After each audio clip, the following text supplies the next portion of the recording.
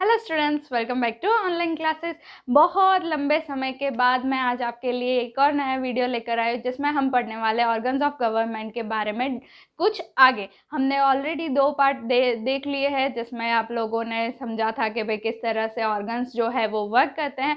अगर अभी भी वो दोनों पार्ट आपने नहीं देखे हैं तो फिर जल्दी से डिस्क्रिप्शन बॉक्स में जाइए और उसकी लिंक पर क्लिक कीजिए और फटाफट से वो दोनों पार्ट देख लीजिए और फिर उसके बाद देखेंगे हम आज का वीडियो। तो ऑर्गन्स ऑफ गवर्नमेंट में आज हम पढ़ने वाले हैं कि लोकसभा जो है उसकी प्रोसीजर किस तरह से होती है, स्पीकर जो है वो क्या काम करता है, और साथ ही साथ कि लोकसभा में जो बिल पास होते हैं आप लोगों ने सुना होगा तो उसकी प्रोसीजर किस तरह से होती है, वो सारी चीज़ें हम आज पढ़ने वाले हैं। अब ये ओवरव्यू खत्म हो गया तो वीडियो स्टार्ट करते हैं।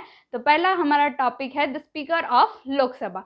लोकसभा का जो स्पीकर है उसके मेन 2 फंक्शंस रहते हैं। वो पहला फंक्शन ये होता है कि प्रोसीजर प्रॉपर हो रही है या नहीं लोकसभा की, वो देखना उनका काम है। साथ ही साथ लोकसभा की डिग्निटी जो है और यूनिटी, इंटीग्रिटी, ये सारी चीज़ें मेंटेन रहे, ये दोनों काम हो गए स्पीकर के मेन फंक्शंस। उसके स्पीकर्स और डेप्यूटी स्पीकर्स जो है वो चूज़ किए जाते हैं from the members of Lok Sabha. Lok Sabha के जितने मेंबर्स हैं, यानी कि कितने मेंबर्स, फटाफट से कमेंट में बताइए। तो लोकसभा के जितने मेंबर्स हैं उन्हीं में से ये स्पीकर और डेप्यूटी स्पीकर चूज़ किए जाते हैं।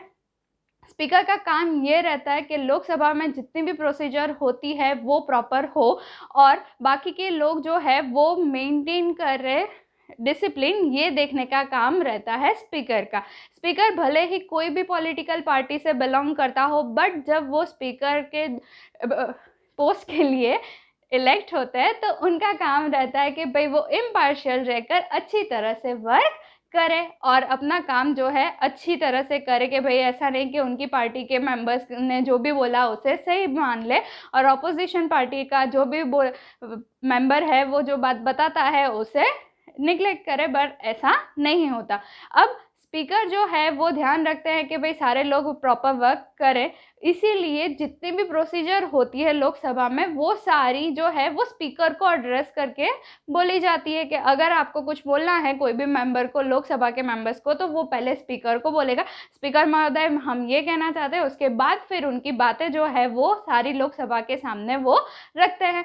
अब अगर ये सारे जितने मेंबर्स हैं वो 60 डेज तक अगर उसमें से कोई भी एक मेंबर स्पीकर को इन्फॉर्म किए बिना एब्सेंट रहता है तो क्या करेंगे स्पीकर कि भाई उस सीट को बोल देंगे वैकेंट। यानी कि अगर कोई भी मेंबर जो है वो 2 मंथ तक स्पीकर को नहीं बताते कि भाई वो किसी कोई एक रीज़न की वजह से लोकसभा में प्रेजेंट नहीं रह सकते, तो फिर अगर ऐसा नहीं हुआ, उन्हें कोई नोटिस नहीं मिली है या फिर कोई ऐसे एप्लीकेशन नहीं मिली है, तो फिर वो जगह को वो वैकेंट कर देंगे और फिर दूसरे नए मेंबर जो है इलेक्ट करके वहाँ पर आ सकते हैं।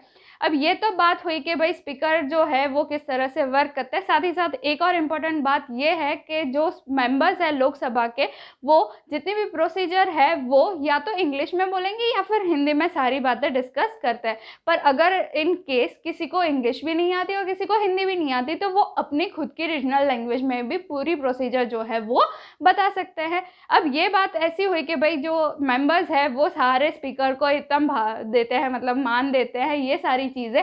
और अगर स्पीकर ने कुछ ऐसा वर्क कर दिया कि भाई लोकसभा के मेंबर्स को लगा कि भाई ये स्पीकर प्रॉपर नहीं है, हमें दूसरे स्पीकर चाहिए, तो क्या करेंगे, तो 14 डेज की नोटिस दी जाती है स्पीकर को और फिर उसके बाद उन्हें अपनी पोस्ट से हटाया जाता है।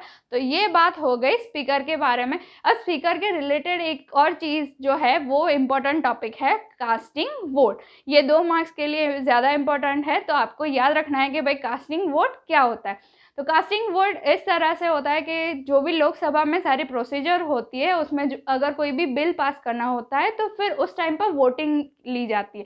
और वोटिंग अगर जितने मेंबर्स हैं उसमें यस और नो दोनों ही इक्वल वोट्स आ गए। अब दोनों इक्वल है तो फिर क्या करेंगे, यस की साइड जाए कि नो की साइड जाए, यस। तो फिर क्या करेंगे, उस टाइम पर सिर्फ और सिर्फ उसी टाइम पर स्पीकर जो है अपना वैल्यूएबल वोट देता है, इसीलिए उसे कास्टिंग वोट कहा जाता है। अगर स्पीकर ने यस की तरफ दिया अपना वोट तो यानी कि वो बिल जो है वो पास हो सकता है, अगर उसने नो बोल दिया तो फिर वो वापस चला जाएगा। तो ये इन्फॉर्मेशन थी कास्टिंग वोट के बारे में। उसके बाद एक और इम्पोर्टेंट टॉपिक है जो कि है स्पीकर्स पैनल। अब सपोज कि जो हमारे स्पीकर है वो एब्सेंट है तो उनकी जगह पर डेप्यूटी स्पीकर आ जाएंगे। पर अगर ऐसा कुछ हुआ कि स्पीकर और डेप्यूटी स्पीकर दोनों ही नहीं आ सके तो लोकसभा की प्रोसीजर कैसे होगी? तो ये तो बड़ी दिक्कत वाली बात हो गई कि दोनों ही नहीं है तो क्या करेंगे? तो उस टाइम पर होती है स्पीकर पैनल। तो जितने भी लोकसभा के मेंबर्स हैं जिनके पास ज़्यादा एक्सपीरियंस है और सीनियर है, जिनने ये प्रोसीजर देखी है लोकसभा की कि भाई किस तरह से होता है, उन सब लोगों को मिलाकर बनाई जाती है एक पैनल और जिसे बोला जाता है स्पीकर्स पैनल। और ये स्पीकर्स पैनल के थ्रू ही ये पूरी लोकसभा की जो प्रोसीजर है वो चलती है।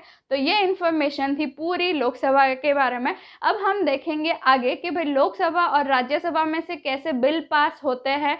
तो देखते हैं प्रोसीजर। पहले तो ये मैंने इतनी बार बिल बिल बोला, तो बिल का एक्चुअल मीनिंग क्या होता है? तो बिल जो है उसे बोला जाता है the proposal is called a bill. यानी कि मुझे कोई काम करवाना है और मैंने आप लोगों को वो प्रपोजल दिया तो वो हो गया बिल। ठीक है, तो इसी तरह से अगर कोई भी लॉ बनाने के लिए पहले प्रपोजल जो दिया जाता है उसे बोला जाता है बिल। आप प्रपोजल के नाम पे कुछ और मत सोच लेना। तो मैं क्लियर करती हूँ कि कोई भी एक्ट बनाने के लिए जो हम प्रपोजल देते कि भाई हमारे यहाँ पर जो इतने सारे लॉ चले आ रहे हैं उसमें थोड़े चेंजेस लाने हैं, तो उसके लिए जो प्रपोजल दिया जाता है उसे बोला जाता है बिल। और जब ये बिल पास हो जाता है तो उसके बाद वो बन जाता है एक्ट। तो उसकी प्रोसीजर देखते हैं। तो प्रोसीजर इस तरह से स्टार्ट होती है कि जब भी कोई बिल है उसे अगर स्टेट लेवल पर पास करना होता है तो पहले वो चेयरमैन को दिखाया जाएगा, और अगर वो सेंट्रल लेवल पर है तो पहले प्रेसिडेंट को दिखाया जाएगा। तो ये प्रोसीजर इस तरह से स्टार्ट होती है कि भाई लोअर हाउस में वो प्रेजेंट किया जाता है बिल, और फिर उसके बाद उसके जो ऑब्जेक्टिव्स है वह टर्न बाय टर्न सारे सेक्शन जो है उसके ऊपर सारी डिस्कशंस होती है, उनके ऑब्जेक्टिव्स क्या है, उनके फिर आगे जाकर क्या चेंजेस होंगे, वो सारी चीज़ें पहले डिस्कस की जाती है। फिर उसके बाद जो वोटिंग है अगर नेसेसरी है तो वोटिंग भी ली जाएगी। अब ये फर्स्ट रीडिंग जो है वो फॉर्मल होती है। वो रीडिंग करने के बाद सारे लोग जो है अपने व्यूज़ देंगे। फिर होती है सेकेंड रीडिंग। सेकेंड रीडिंग में भी ऐसा होता है कि फर्स्ट रीडिंग में अगर कुछ चेंजेस लाने हैं तो वो चेंजेस लिखे जाएंगे, उसके बाद वो फिर से प्रेजेंट किया जाएगा।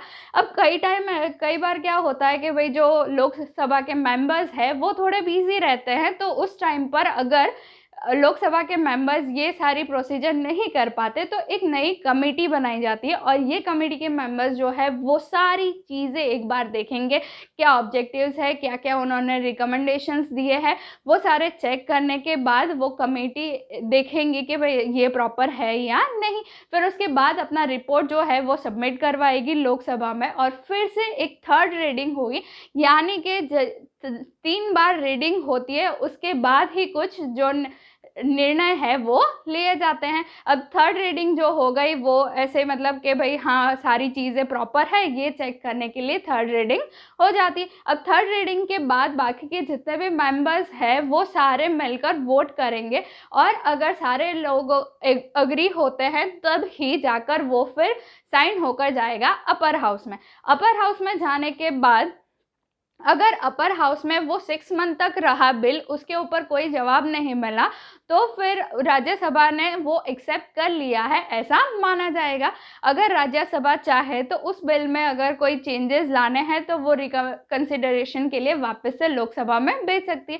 अब लोकसभा अगर वो कंसिडर करना चाहे तो कंसिडर करे, या फिर जैसा बिल था वैसा का वैसा फिर से साइन करके वापस राज्यसभा में दे सकती है। अब राज्यसभा और लोकसभा दोनों में से ही पास हो गया बिल, यानी कि उन्होंने 80% तक जो प्रोसीजर है वो तो कंप्लीट हो चुकी है। अब बाकी का जो बचा वो किसके हाथ में रहेगा? प्रेसिडेंट के पास।